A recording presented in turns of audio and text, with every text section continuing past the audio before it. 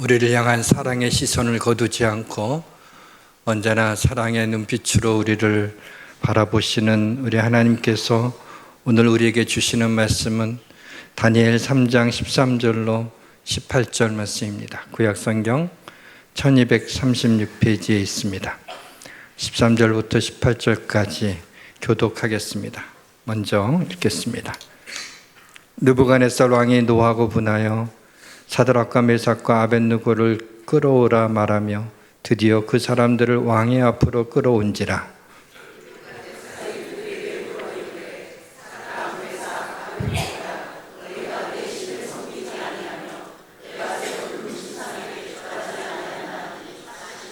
이제라도 너희가 준비하였다가 나팔과 피리와 수금과 사명금과 앙금과 생황과 및 모든 악기 소리를 들을 때 내가 만든 신상 앞에 엎드려 절하면 좋거니와 너희가 만일 절하지 아니하면 즉시 너희를 맹렬히 타는 풀무불 가운데에 던져 넣을 것이니 능히 너희를 내 손에서 건져낼 신이 누구이겠느냐 하니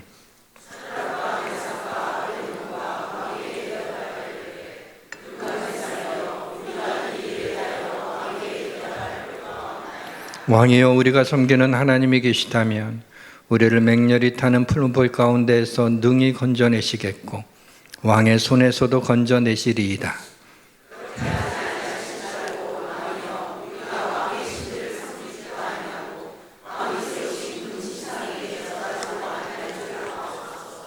아멘.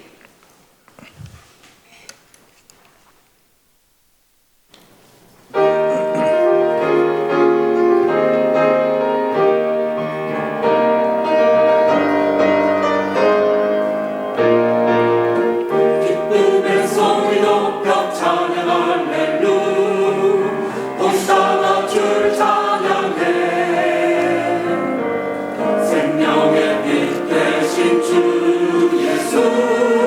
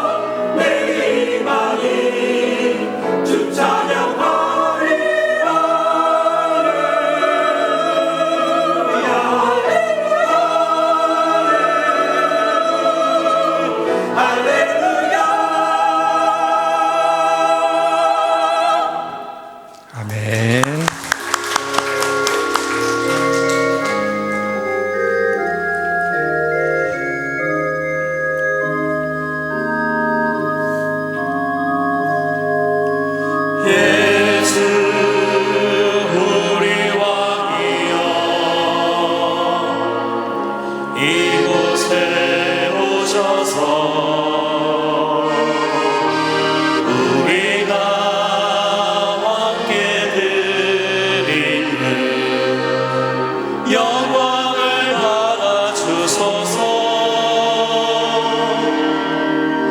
우리는 주님의 백성, 주님은 우리 왕이라. 왕이신 예수님 오셔서 좌정하사 다스리소서.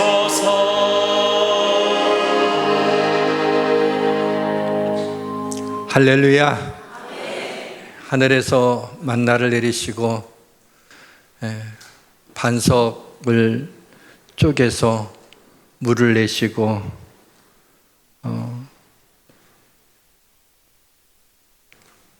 이 시간 바위와 같이 굳어진 우리의 마음을 쪼개시며 하나님의 은혜가 우리 마음에 강같이 흐르기를 주님의 이름으로 축원합니다. 모든 것이 잘 될 것입니다. 얼마 전에 받은 저를 사부라고 부르는 후배 목사님이, 제가 아끼는 목사님이 카톡을 보내왔어요. 내가 살아오면서 이렇게까지 기도해 본 적이 있는가 라고 하는 걸 보내서 교회를 위해서 그렇게 기도했어야지 라는 생각이 들면서도 좀 감동했습니다. 저는 요즘에 우리 가족과 친구와 우리 성도들의 기도와 사랑으로 그 어느 때보다도 은혜와 감사의 시간들을 보내고 있습니다. 다시 한번 사랑하는 우리 성도님들의 기도와 사랑과 격려에 감사를 드립니다. 곰곰이 생각해 봤습니다. 아내도 하나님이 짝지어 주신 사람이고, 자녀도 하나님이 주신 선물이고, 성도도 그리스도의 몸된 교회를 세우기 위해서 이렇게 보내주신 영혼들인데, 제 주변의 모든 사람들이 저에게는 하나님의 축복들이었구나 라고 하는 것을 깨닫게 되었습니다. 어떻게 하나님은 이 모순투성의 부족한 종을 축복하시는지, 어떻게 이렇게 허물도 많고 실수도 많은 허물투성이의 종을 책망하시기보다는 그렇게 사랑하시고 위로하시는지, 부끄러운 죄인을 왜 사랑하시는지 그 이유를 모르겠습니다. 신학생 시절에 하나님의 영광을 위하여 내 모든 것을 드리리이다 라고 외친 가열찬 신앙의 고백이 무색할 정도로 돌이켜보니 하나님의 영광을 위하여 모든 것을 드린 게 아니라 평생 하나님의 은혜와 사랑과 축복을 받았을 뿐이었습니다. 그 이유를 모르겠습니다. 굳이 그 이유를 찾는다면 전에는 이렇게 말했을 겁니다. 그러니까 모든 게 하나님의 은혜다. 하나님이 나를 사랑하시기 때문이다 라는 말로 퉁치고 넘어갔겠지만, 가만히 생각해 보니 그렇다면 믿지 않는 사람들에게는 왜 하나님의 은혜가 임하지 않을까? 하나님은 믿지 않는 사람들은 사랑하지 않는 것인가? 라는 의문에 봉착하게 됐습니다. 물론 장로교 신학의 칼빈주의 신학에 의하면 이 의문에 대해서는 명쾌하게 설명할 수 있습니다. 칼빈의 예정론에 의하면 구원받을 자와 구원을 받지 못할 자가 예정되어 있다는 거죠. 우리 인간은 전적으로 타락해서 하나님을 알 수 없고, 하나님의 전적인 은혜와 하나님의 선택으로 하나님의 백성이 된 것이다 라고 얘기를 하죠. 다시 말씀드리면 로마서에도 내가 야곱은 사랑하고 에서는 미워하였다라는 말씀처럼 하나님이 사랑하시는 자와 사랑하지 않는 자가 예정되어 있다는 것입니다. 그 예정론의 성경적 근거는 에베소서에 곧 창세전에 그리스도 안에서 우리를 택하사 우리로 사랑 안에서 그 앞에 거룩하고 흠이 없게 하시려고 그 기쁘신 뜻대로 우리를 예정하사 예수 그리스도로 말미암아 자기의 아들들이 되게 하셨으니 창세 전에 이미 우리가 모태에서 우리를 조직하기 전에 우리를 아시고 우리를 선택했다. 그렇게 하나님의 그 기쁘신 뜻대로 예정되어 있다라고 말씀하고 있습니다.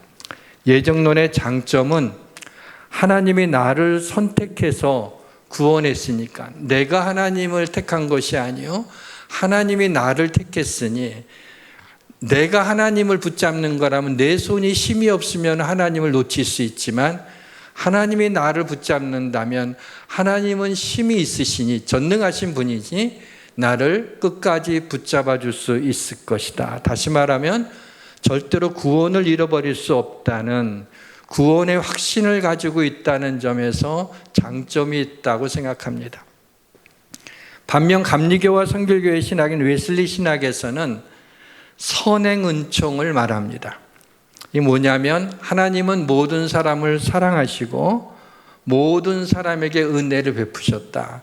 하나님이 은총을 미리 우리에게 다 누구에게나 주셨다. 근데 이 하나님의 은혜와 사랑에 대해서 우리 인간이 자유의지로 반응을 하면, 그것을 받아들이면 구원을 얻고, 자유의지로 거절하면 구원을 잃어버리는 것이라고 합니다. 선행은총의 성경적 근거는 베드로후서에 나오는데요. 오직 주께서는 너희를 대하여 오래 참으사 아무도 멸망하지 아니하고 다 회개하기에 이르기를 원하시느니라. 하나님은 아무도 멸망하기를 원치 않습니다. 왜냐하면 하나님의 형상대로 지음받은 모든 인간을 사랑하기 때문입니다.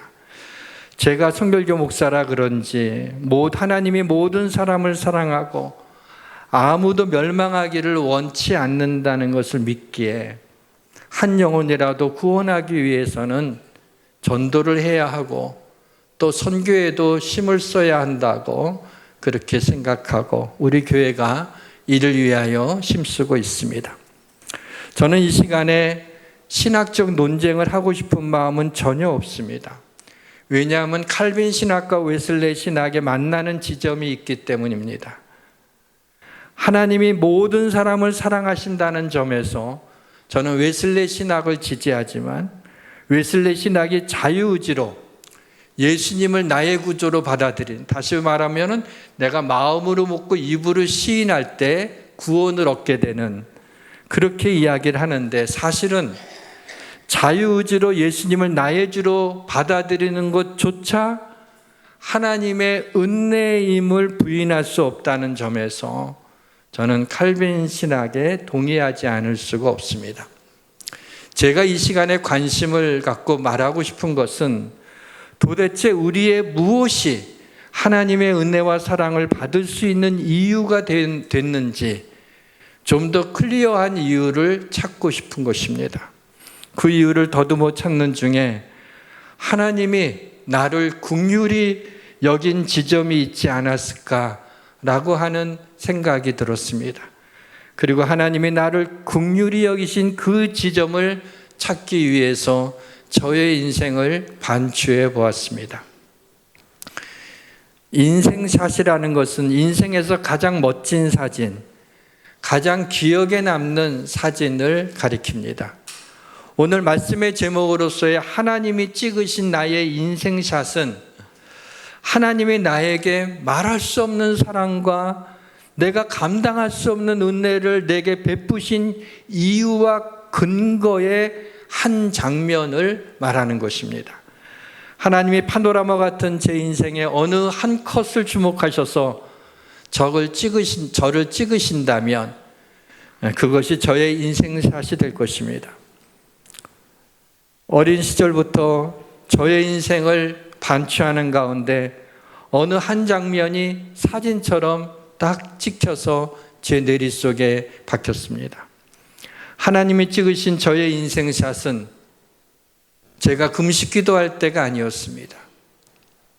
성령 충만하여 하나님을 찬양할 때도 아니었습니다.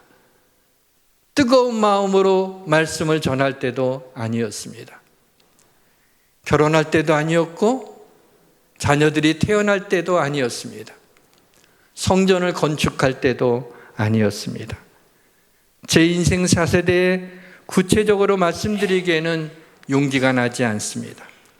말씀드릴 수 있는 것은 하나님이 저를 안쓰럽게 생각하실 수 있는 상황 가운데서 비록 어린 믿음이지만 하나님을 향한 저의 믿음을 표현한 장면입니다. 이 한 장면의 인생샷이 하나님이 저의 평생을 은혜로 덮어주신 것이라는 생각을 하게 되었습니다. 성경의 위대한 신앙의 선배들의 인생샷을 생각해 봤습니다. 아브라함의 인생샷을 꼽으라면 흔히들 아들 이삭을 제단에 바치는 그 장면을 생각하기가 쉬운데 제 생각은 좀 다릅니다. 지난주일 말씀에서 김진웅 목사님도 강조하신 이 장면이 아브라함의 인생샷이라는 생각을 합니다. 하나님이 아브라함에게 내 아들 내 사랑하는 독자 이삭을 데리고 모리아산에서 그를 번제로 드리라 하는 명령에 아브라함이 아침에 일찍이 일어나 나귀의 안장을 지우고 두 종과 그의 아들 이삭을 데리고 번제했을 나무를 쪼개어 가지고 떠나 하나님이 자기에게 알려주신 곳으로 가더니 아들을 바치라고 하는 하나님의 명령에 이미 아브라함의 마음은 암말기 판정보다도 더 무서웠을 것입니다. 밤새 뒤척이다가 이른 아침에 나귀의 안장을 주고 번제했을 나무를 쪼갤 때 이미 아브라함의 마음은 쪼개진 나무처럼 산산조각이 났습니다. 쪼개진 마음, 산산조각 난 마음이지만은 그에게는 믿음이 있었습니다.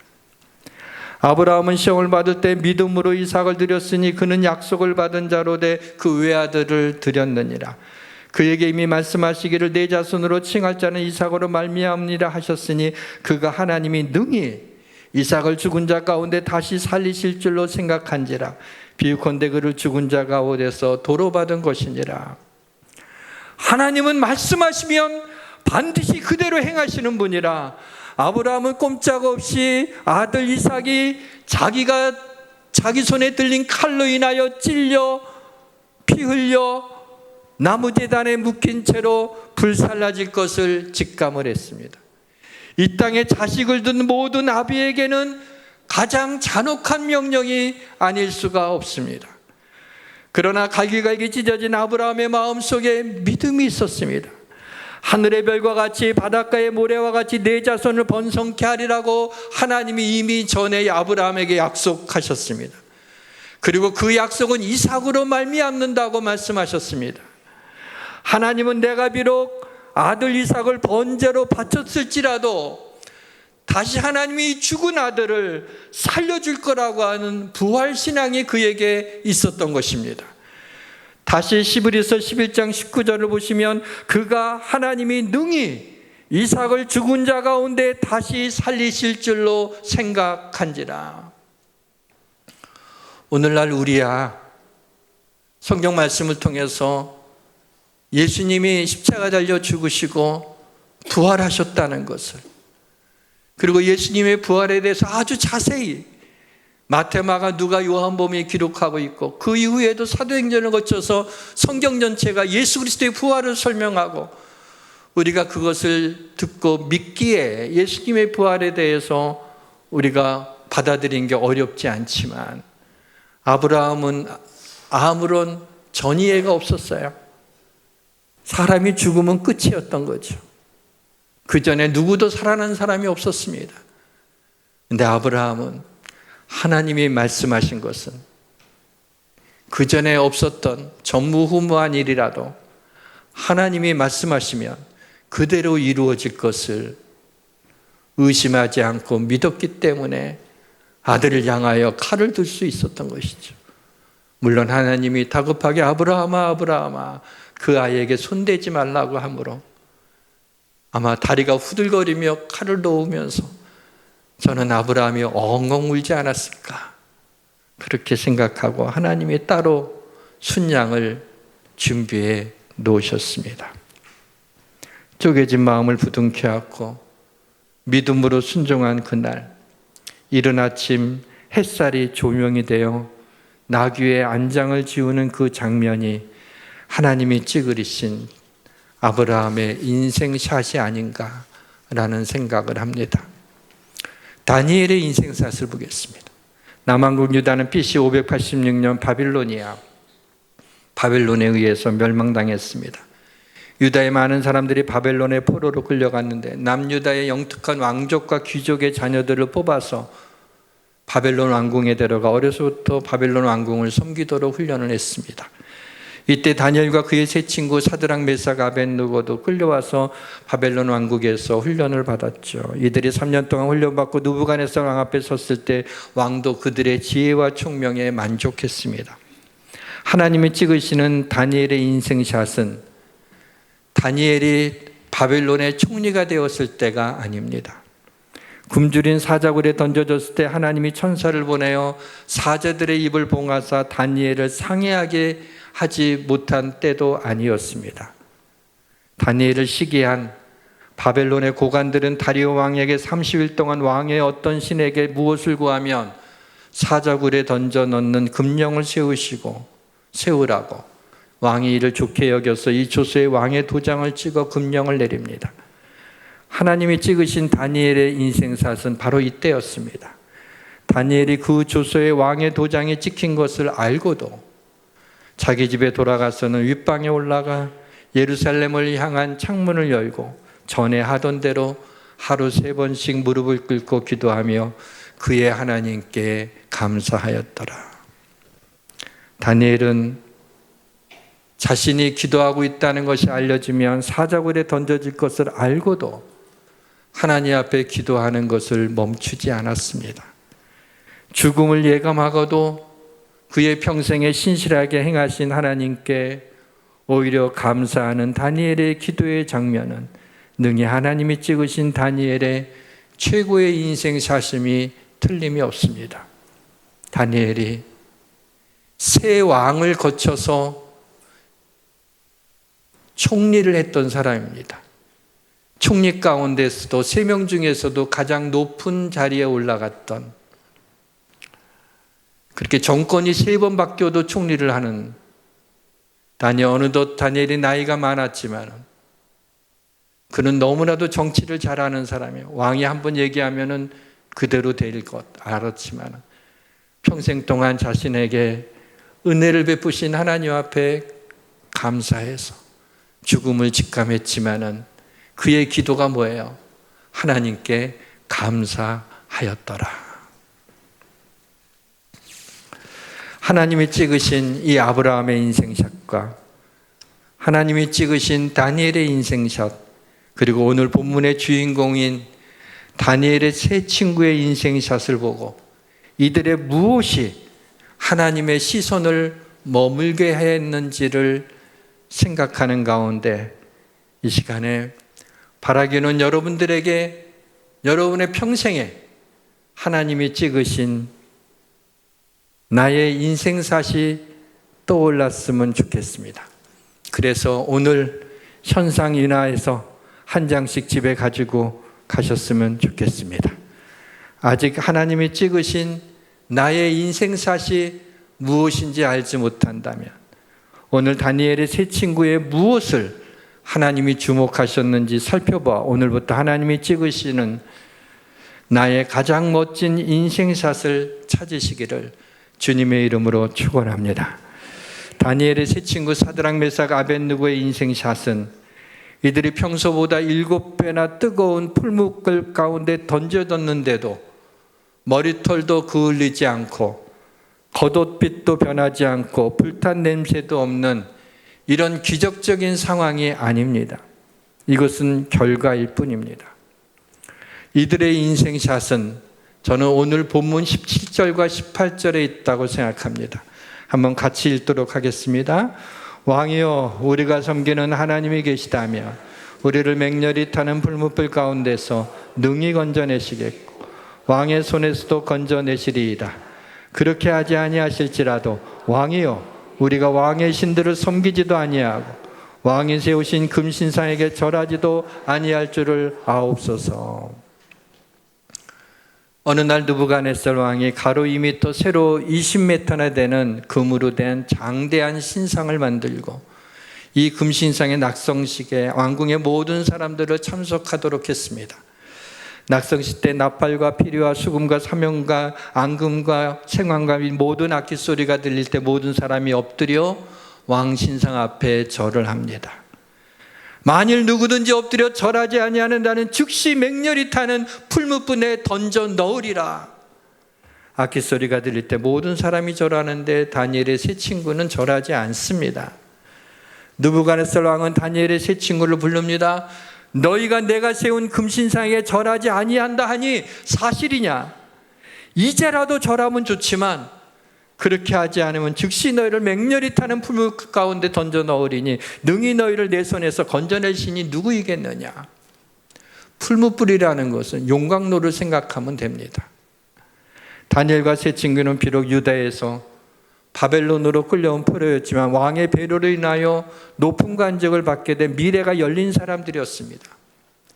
왕이 다시 한번 기회를 줬잖아요.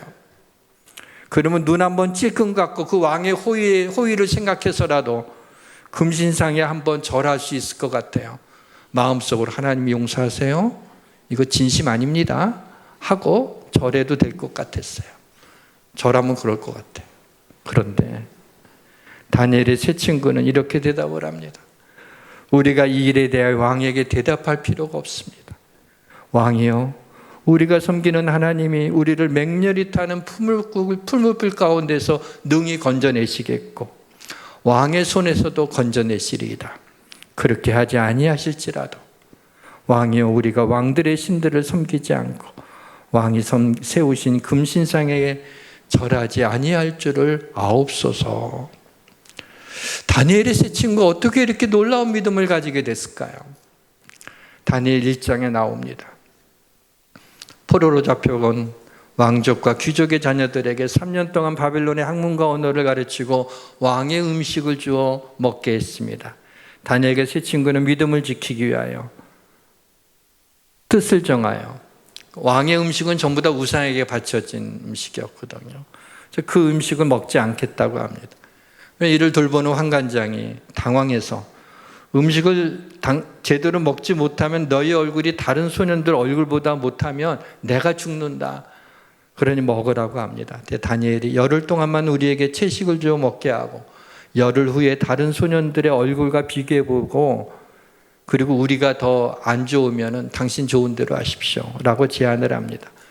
열흘 동안 시험한 후에 보니까 다니엘과 세 친구의 얼굴이 다른 소년들의 얼굴보다 더 아름답고 윤택했습니다.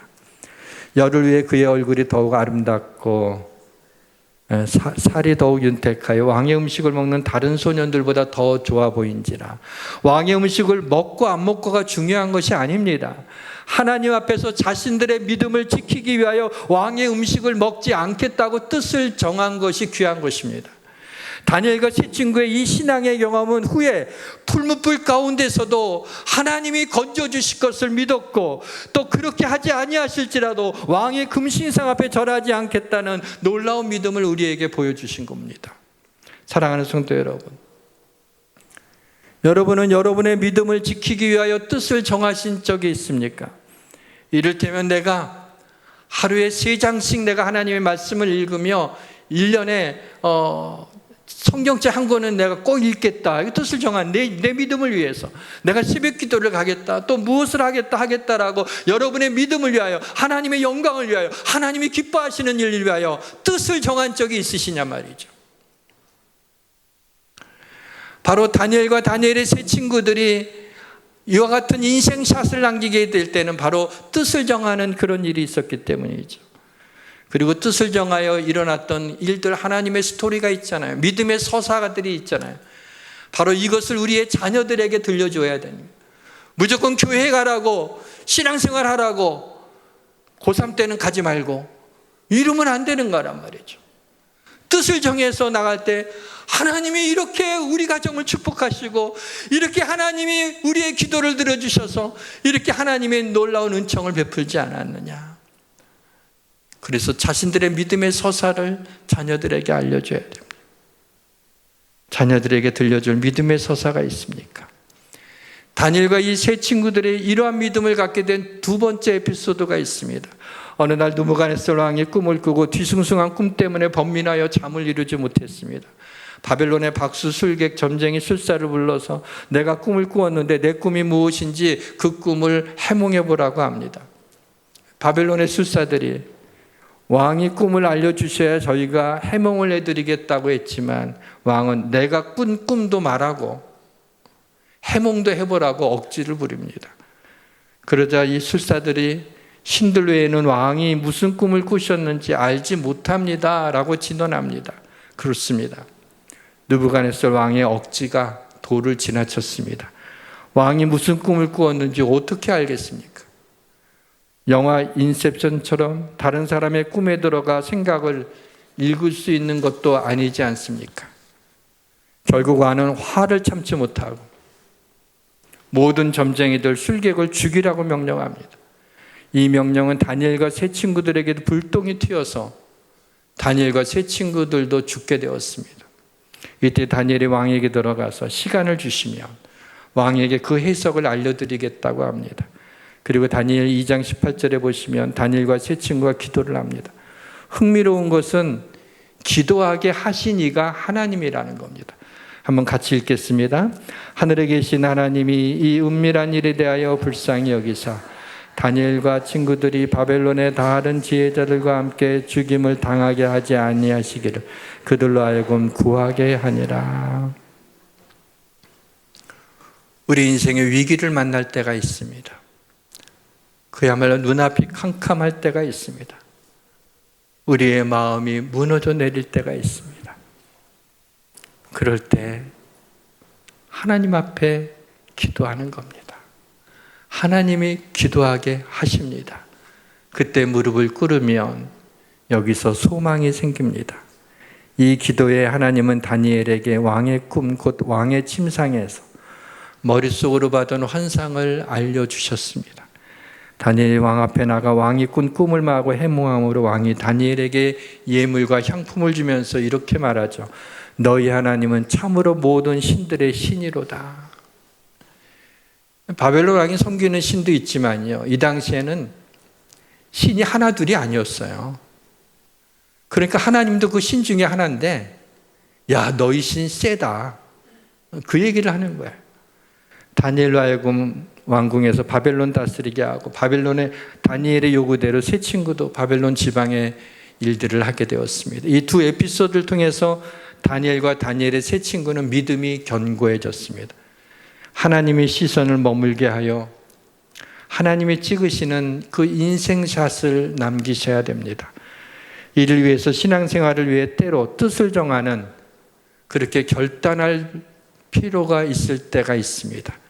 자녀들에게 말해줄 수 있는 믿음의 서사가 또 한 가지쯤은 있어야 됩니다. 그리고 절체절명의 위기 가운데서는 하나님 앞에 기도하셔야 합니다. 이를 통해 다니엘과 세 친구는 하나님을 향한 절대적인 믿음을 갖게 됐습니다. 이들의 이런 절대적인 믿음은 왕의 금신상에 절하지 않고 풀무불에 던져지라도 풀무불 가운데서 보호해 줄 것이라고 믿었습니다. 그리고 결국 풀무불에 던져졌지만 성육신 하시기 전에 네 사람이 거길 거느렸죠. 성육신 하시기 전에 성자 하나님이신 예수 그리스도가 그들과 함께 하시소. 그리고 불에 타지도 않고 그을리지도 않고 겉옷 하나 불에 타지 않았습니다. 사랑하는 성도 여러분, 하나님 말씀이라면, 하나님의 약속이라면 상황이 불가능해 보여도 믿음이 약해지지 말아야 합니다. 하나님의 약속을 의심하지 말아야 합니다. 오히려 믿음이 견고하여져서 하나님께 영광을 돌려야 합니다. 하나님이 약속하신 그것을 능히 이루실 줄로 확신할 때 하나님은 당신의 신실함 때문에 우리의 믿음이 커서가 아니라 하나님이 당신의 신실하신 때문에 우리가 믿음으로 행하는 그것을 이루어 주시는 그런 전능하신 하나님임을 믿으시기를 주님의 이름으로 축원합니다.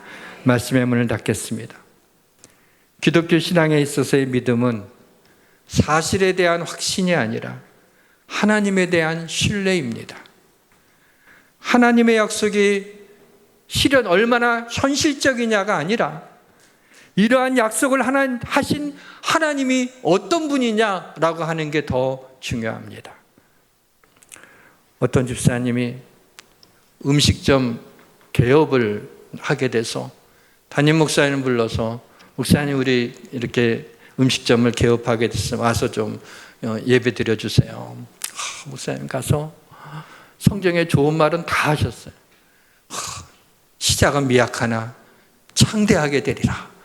그리고 축복되는 말씀들을 하면 목사님이 진심으로 그 사업장이 잘 되기를 그렇게 했어요. 안타깝게도 1년도 못 가서 음식점이 안 돼서 폐업하게 됐어요. 이 집사님이 오셔서 목사님 폐업하게 됐어요. 목사님 민망한 거예요. 그렇게 기도하고 축복했는데 그러냐고. 그러니까 폐업 예배 좀 드려주세요. 그러죠. 아니 개업 예배 드려주는 건 많이 봤는데 폐업 예배를 드려달라고.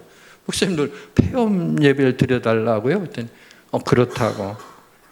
왜 그러냐고 그랬더니 폐업에도 선하신 하나님의 뜻이 있음을 믿습니다.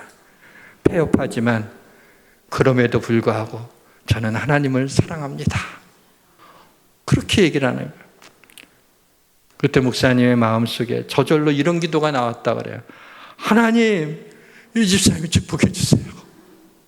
진심으로 하나님의 영광을 위해서 하나님 축복해 주셔야겠습니다. 그리고 폐업 예배는 그 어느 예배보다도 은혜로웠다고. 그 후의 얘기는 제가 못 들어서 모르겠지만 아마 짐작하기에는 반드시 하나님의 그 다음 음식점은 축복해 주실 거라고. 그런 제 생각입니다. 예. 믿음은 머릿속에 머물러 있으면 안 됩니다. 믿음은 가슴속에 머물러 있으면 안 돼요. 믿음은 삶에 영향력을 미쳐야 돼요. 믿음이 내 삶을 움직이도록 해야 되는 거예요. 신실하신 하나님, 인자와 긍휼이 풍성하신 하나님이 우리에게 내가 너를 사랑한다고 설득하는 말씀이 하나님의 말씀입니다. 약속은 약속하는 당사자와 약속의 대상이 되는 자, 이 둘 사이에 이 약속이 실행되리라고 하는 믿음이 전제되지 않으면 이루어질 수 없는 것입니다. 하나님은 하나님의 약속은 신실하시고 하나님은 거짓말 하실 수 없으시고 하나님 반드시 말씀하신 대로 지키시는 분입니다. 중요한 것은 우리의 믿음입니다. 우리가 하나님의 신실하심을 믿고 하나님을 신뢰하며 그 말씀을 믿음으로 받아들일 때 하나님의 말씀이 우리의 삶 속에 놀라운 능력으로 나타나게 됨을 믿습니다. 사랑하는 성도 여러분, 구원받은 것 하나만으로도 우리가 평생 하나님을 섬겨도 억울하지 않습니다. 삶이 좀 고단해도 기도가 응답 안 되는 것 같아도 낙심하지 말아야 됩니다. 저는 하나님이 우리 성도들의 기도에 응답해 주실 것을 믿습니다. 그러나 그렇게 하지 아니하실지라도 우리 성도들이 낭망치 않을 것이라고 생각합니다. 왜냐하면 하나님은 우리가 구하는 것보다 더 좋은 것으로 주실 것을 믿기 때문입니다. 사랑하는 성도 여러분, 우리가 기도해서 무엇을 얻어 감사하기보다는 우리가 기도할 수 있는 것이 감사한 것입니다. 우리가 믿음으로 어떤 일이 이루어지게 된 결과와 그 축복으로 인하여 기뻐하기보다는 우리에게 믿음이 있는 것으로 기뻐하고, 우리가 찬양해서 우리의 심령이 기쁘기보다는 찬양받으시는 하나님을 기뻐했으면 좋겠습니다. 찬양합시다. 그리 아니하실지라도.